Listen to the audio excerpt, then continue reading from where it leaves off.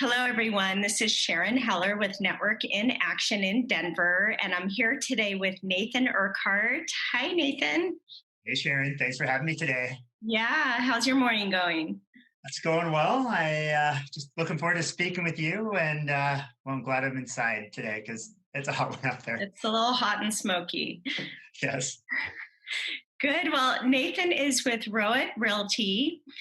And, one of the things I was thinking about, and I hate to get into the hard questions right at the start, but in Denver, especially, I feel like, every time I turn a corner, I meet a realtor, right? There's so many of you guys, and so needed also because there's a lot going on in your industry here. But share with us a little bit about maybe how you got into the industry and what somebody could expect maybe in terms of their experience if they decide to work with you. Yeah, absolutely. Well, I'm always dealing with objection handling all the time, so that's a good start. And yeah, I mean, the real estate business is a very unique one that many people can have a license. You don't have to be a realtor to directly interact with the community just to simply have a real estate license in the state to buy and sell. Being a realtor is that next level that you are working with the public generally, and so yeah, you hit it spot on that you others probably know four or five people, and that's something that I'm always used to in this industry. So where I come from and where I try to be different and really just myself is I come from a long line of IT experience. I was in the data center, colocation, private cloud space in the high-end customer service relationship building space, and that's really where my passion is. I've been doing real estate investing and passive income strategies on the side for many years. And so what was once my side gig for a long time and truly the passion, I found myself doing all market research, both commercial and residential, where I spend my time.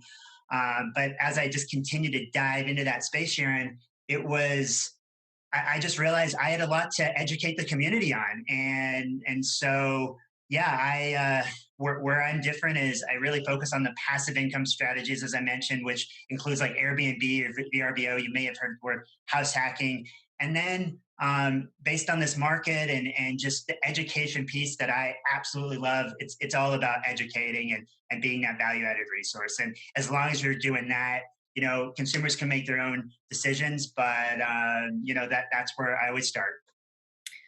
Yeah. Anyways, I'm thinking about this passive income thing because people right now, especially with everything going on in our economy, people are looking into lots of different alternatives.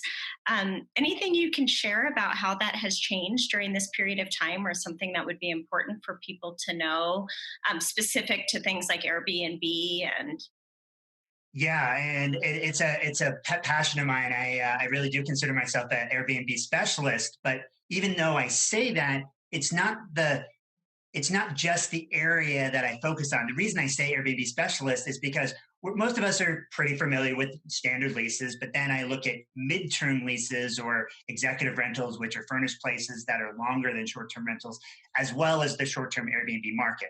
The reason why you have to spend more time on the short term market is that's a very much fast changing, fast paced industry.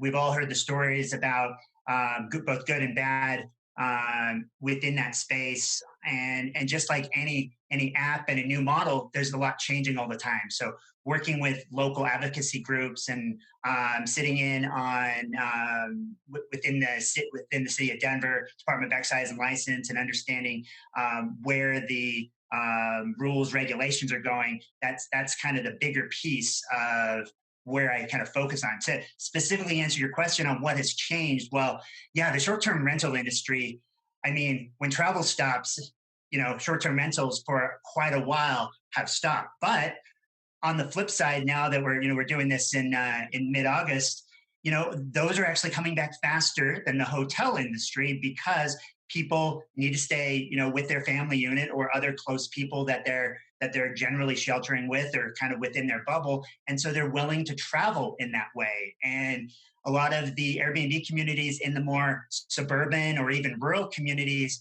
are seeing a spike over the urban communities, but that's also similar to kind of what we're seeing in the general real estate market. So my big comment, just like a stock portfolio, right? You have to have a lot of diversification, Mhm. and that's kind of where I try to focus the passive income strategies. I try to be that specialist in one area in terms of where the rest of the market is not focused on. But while keeping in mind that for some people, these other options, and in myself included in my own investments, can be those traditional rentals. So it just gives you the flexibility to be able to pivot, especially when economics change, and we really haven't seen anything close to what this pandemic has done in our lifetimes. And so yeah, it's that ability to change course when needed. I really feel like is key, and that household in your house is just that one way to accomplish that. Yeah, thank you. And it sounds like you're a great resource. If somebody needed somebody to talk to, pick their brain, in many of the areas that you just described. Yeah, well, I made plenty of mistakes, but I also know I've made a lot of right decisions, and sitting in on these committees, and honestly, just being an Airbnb host myself. I mean, this is my home, my townhome. I'm in Central Park, formerly the Stapleton community of Denver, and this is a home I Airbnb when I'm not there. So I'm practicing what I'm preaching.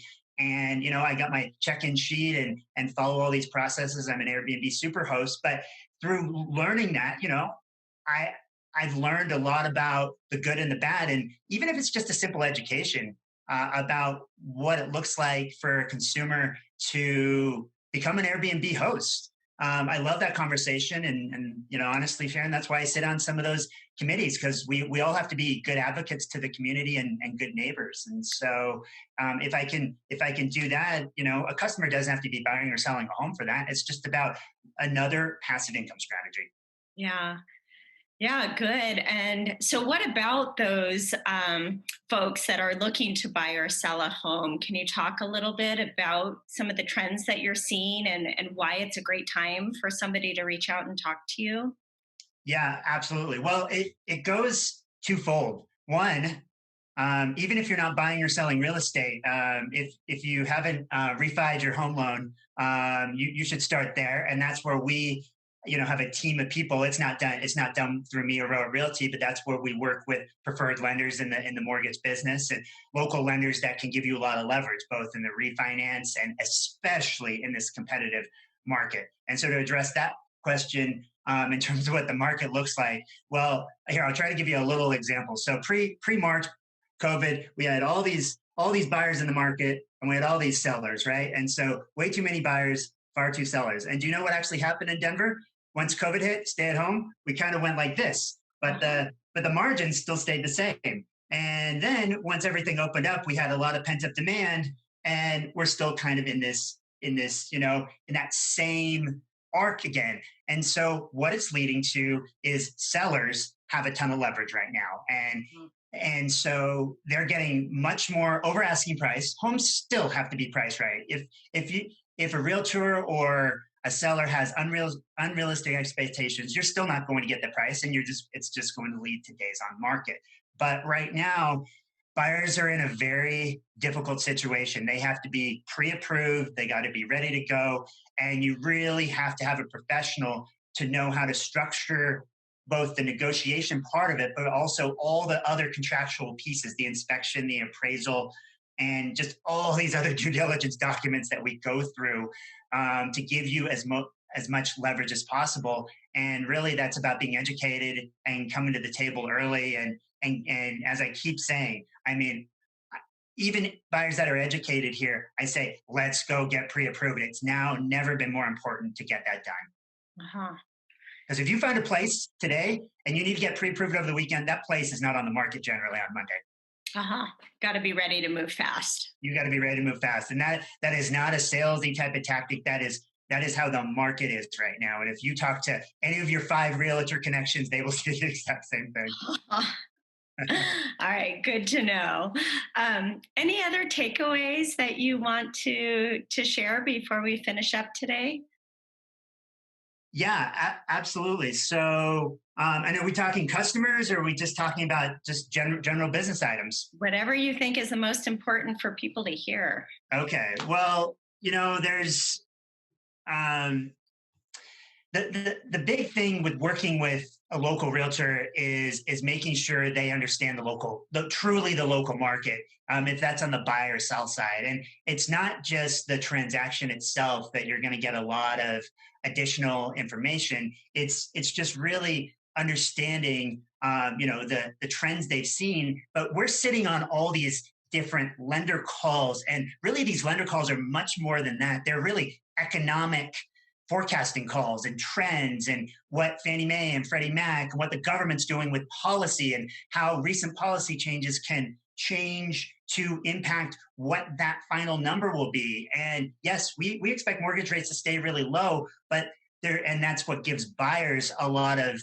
power in this seller heavy market. That's the one thing on the flip side of the equation that's giving buyers a lot of opportunity. But we understand from a real estate standpoint that buyers come to us with more information than they ever had. I mean, all the third party sites, the Zillows, the Redfins, and honestly, I partner with some of those sites in some cases, and they're working with the local community because they understand the philosophy of, the boots on the ground mentality. And so what I would say to that is just make sure you're talking to a local expert. And even if you're looking at doing one of these iBuyer programs, the Zillow programs or something like that, talk to a local expert to really understand what that means, especially if you're in the buy and sell mode. And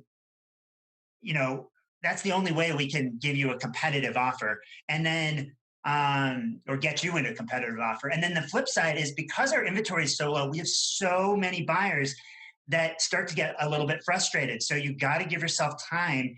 And for those that that want to move into the new builds, this is another area where we've had to go to much more instead of the general retail market, just because the inventory is not out there. So again, even in that situation, make sure to use a local realtor that's going to represent you on the buy side. Otherwise, that seller developer, they're going to pocket that entire 6% commission, and you're not going to have any representation in that transaction. And so there's ways where we can even give back additional percentage if they're depending upon their commission structure. So just make sure in all cases you're represented. And honestly, you wouldn't go to court without a lawyer. Don't go to any real estate transaction without a professional sitting by your side and really, and advocating for you on your best interest.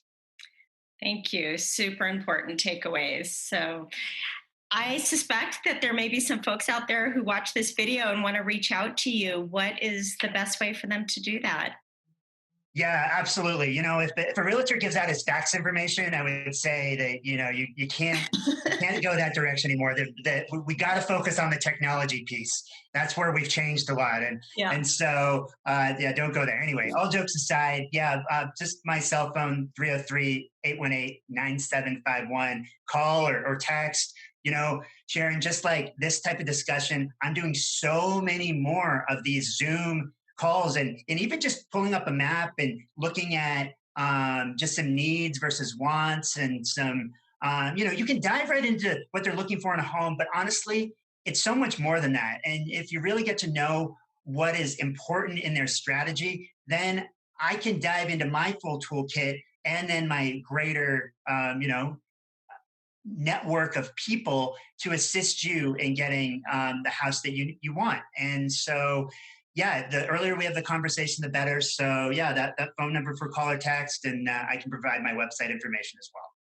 Awesome. Thank you, Nathan. It was really great talking to you today. I hope you have a fantastic weekend, and we'll talk soon.